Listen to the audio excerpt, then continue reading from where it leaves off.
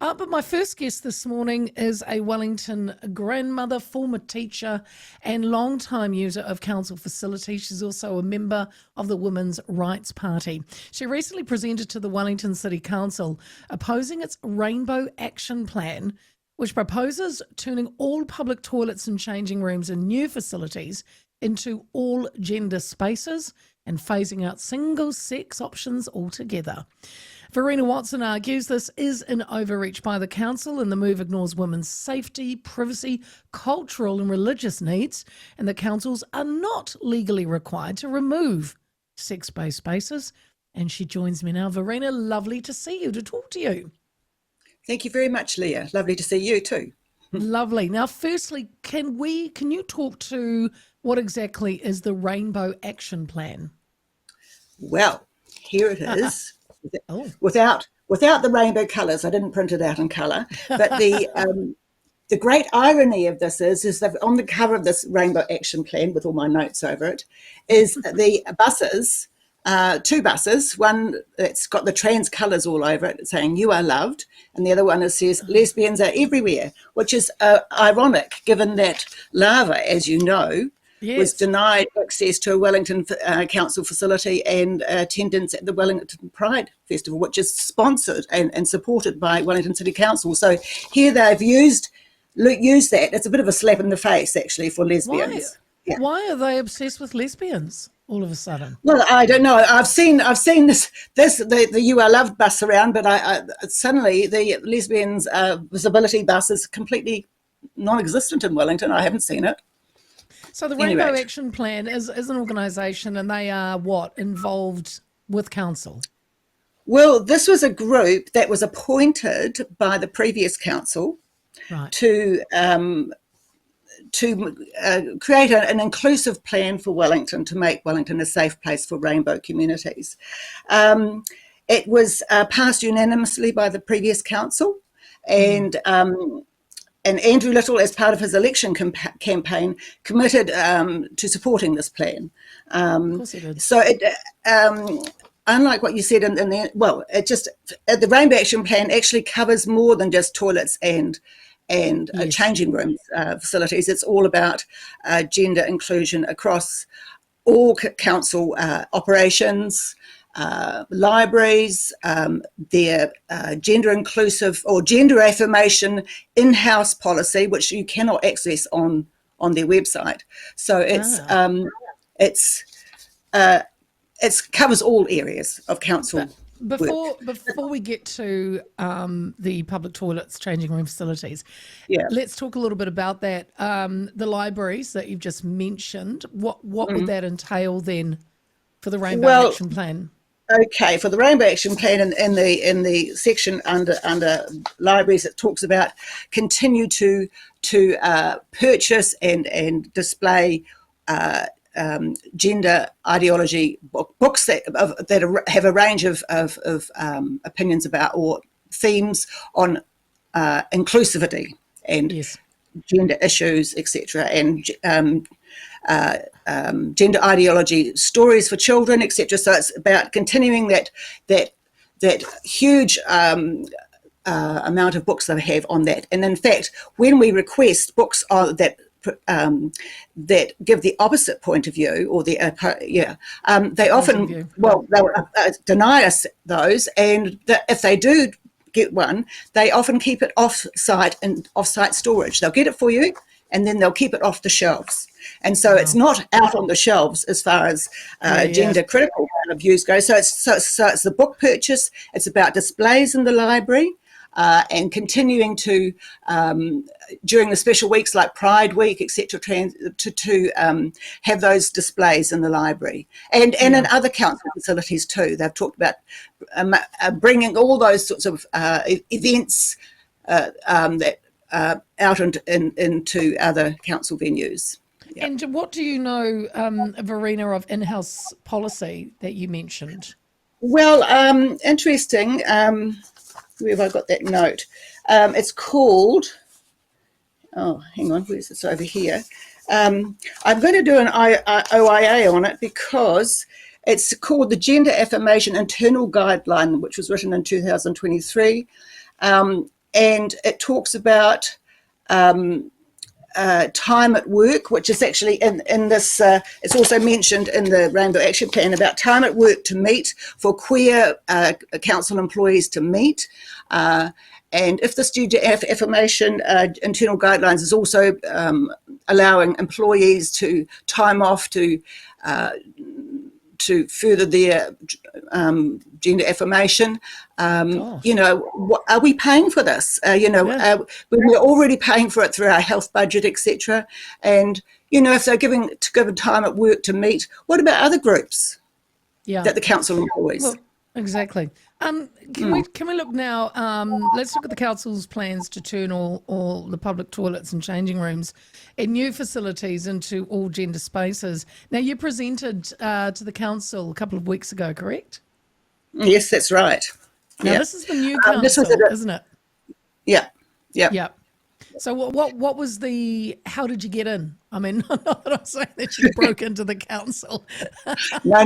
You have to put a request in on the Democracy Services portal to speak, and it's an opportunity at full council meetings that they give to the public an hour before their full council meeting.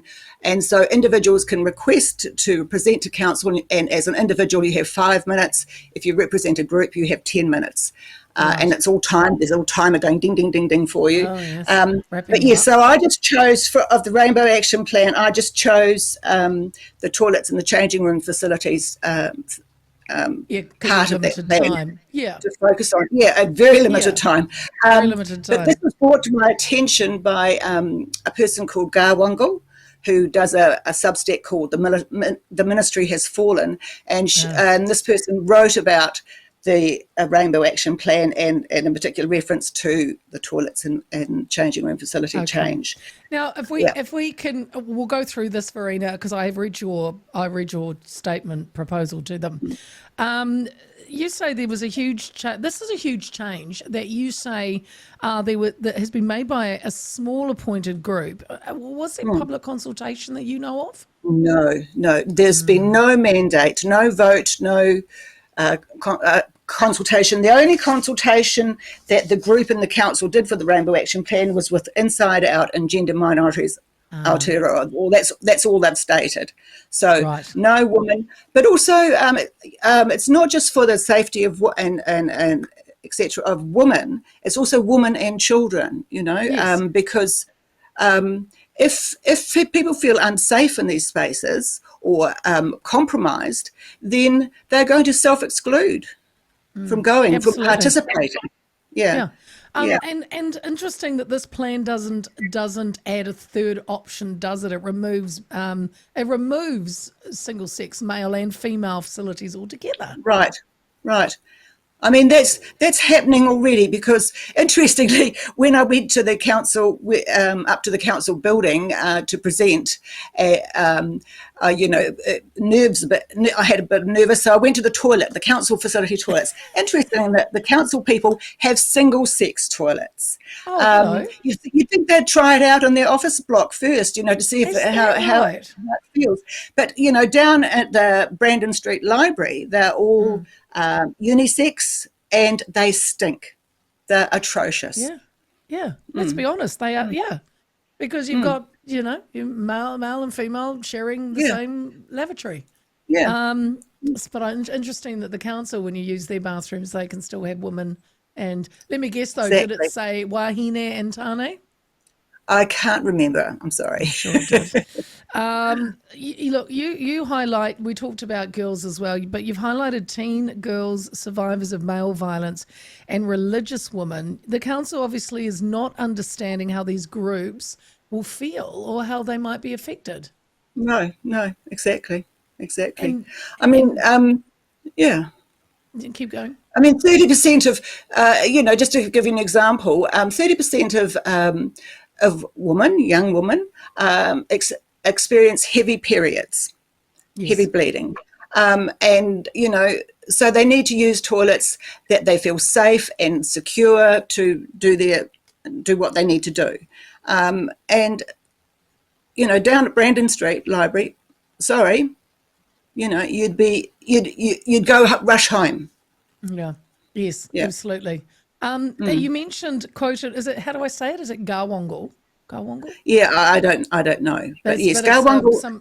is it Yeah, someone that writes on a Substack? Yeah, right. So yes, you yes. quoted Gawongal to the council, and you used it to describe what girls and women actually face in mixed changing rooms.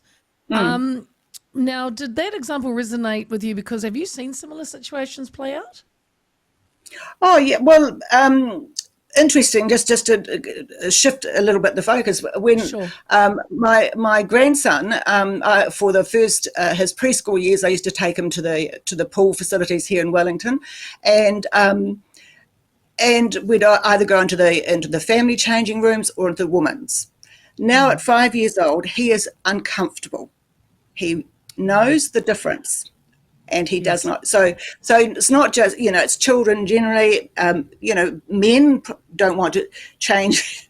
It's for the majority of people who feel uncomfortable, and their safety and dignity and Well, everything is yeah. compromised. Another fantastic group, because you're part of Women's Rights Party, but Speak Up for Women, who Yeah. I'm also regularly talking to. They say councils are allowed to have sex-based spaces, and you gave an example, Verena, of the Wanaka Recreation Centre. What's happening there? The Wanaka Recreation Centre have their signage is Love for your universal. Sorry, it's universal changing rooms, and right. and as well as mixed sex. So single sex. So Sure. it's providing a third space, which is Yeah. sensible. For our listeners that aren't watching on YouTube or watching online, Verena has got the pack she's holding up, but it's signed and it shows that there is a unisex, and then and as you just said, they've got a ladies and they've got a men's. They've kept it like Yeah, that. yeah, sensible. UK, we talk a lot about overseas, Verena, when I talk about this topic, and the UK data shows that most misconduct happens in mixed sex changing areas, and and I've spoken about this before, and I just struggle, and I'm sure you do too, with we've got the data from overseas, and then you've got councils and you've got organisations in New Zealand that they just seem to, I don't know, just don't want to read it, don't believe it. What's your take on it? Well, interestingly, I have it on good authority that our library that's being refurbished Yeah. in Wellington, when that was not long after it was first opened, it had a long corridor behind the issues desk, which led to the women's toilets right down the end of the corridor, and the men's on the way. Now, within a while of opening that library, the men's was moved upstairs because they'd had incidents along the corridor. Now that's another. So you think the city council would have actually remembered, or someone in the council offices remembered that that's what they have. And I'd hate to think what's going to happen, what the new toilets are going to be like in that refurbished library once they're opened. I suspect they'll be all unisex, just like the ones down at Brandon Street in the sort of the temporary library. But yes. An OIA to find out what in their council facilities, what are the reports of incidences, and also I wonder about the council's liability. Yeah. Yes. Yeah, If something for was these. to happen. Yeah, and so legal cases could be taken. Some people say, Verena, you just make cubicles fully enclosed and that solves it. I mean, from your perspective, that is not enough. From my perspective, that's not enough. No. You don't We just need say, single sex. yes. And when you presented to the new Wellington Council, I mean, there's still some old faces in there. What was your vibe, Verena? How did they treat you? What did you think when you kind of walked away? Well, when I walked away, I felt very pleased that some of them had actually turned their seats around to face me, and and while I was presenting, and so I thought that was a great sign of they were engaged, they were listening.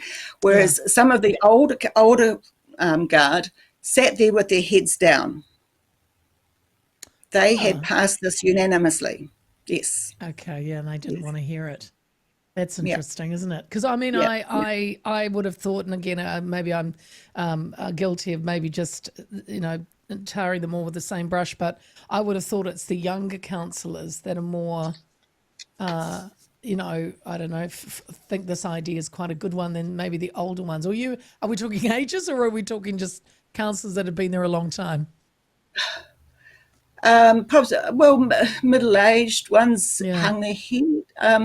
Well, I'd say middle-aged, but interestingly, a friend of a friend who works at the council asked around the offices when after I did this presentation, have you heard about this plan for bringing in mixed gender toilets? And no one had heard about it. It's sort of under the radar because it's brought out by the Rainbow Action Plan. Yes, so maybe those inside not all are privy to it. It's been kind of done. Otherwise they'd be an uproar. Yeah, absolutely. Yeah. Verena, so you've spoken to the new Wellington Council. You're going to lead, or you're going to be part of a couple of protests. Can you tell us about them? Yes, we're this Thursday and Sunday between 2 and 4 on both of those days. We're having a public awareness raising campaign outside the Wellington Regional Aquatic Centre in Kilburnie. We've got pamphlets to give out to raise to inform people about what's happening and what our council is trying to bring in across the board in all council facilities, including art galleries and libraries and parks, etc. Yes, and so it's part of we've spread the net beyond the Women's Rights Party to other gender critical groups. What's your feedback on that, Verena? What are you expecting? Have people said we'll be there with bells on? Some people, but obviously, Leah, as you know, a lot of people are concerned about their jobs. Yes. And also public backlash, so it's a difficult one, people like myself who have left the workforce no longer have to comply. Yes. And are you expecting, because every time I speak with, Speak Up for Women or Resist, or all the other groups, they and especially you would know being the Women's Rights Party, when you get together, there is the anti-protest that will turn up as well and try and shut you down, calling you TERFs and all the stuff that goes with it. I mean, are you prepared for that? Yes, possibly, but we've kept it a bit in-house, and because it's the first time we've gone public with it. But yes, we've had nasty, confronting things happen when we've gone out and tried to raise awareness about men in women's prisons, etc. So but on the other hand, people are they suddenly, when you present them with some of this information, they think, really, is that really happening? Yeah. That's interesting, actually. That is interesting, because I think you've struck on something there that even now, I mean, we talk about this a lot. You would talk about a lot. I talk about it a lot on the platform. But I think there's a very large proportion of the public that do not realise, or it's until they may go to a facility and then go, oh, okay. I mean, it's because let's be honest, mainstream media don't touch it. They won't. It's not out there. So it is. Yeah, I think that's kind of that's one of the major problems. Would you agree? I do. Yeah.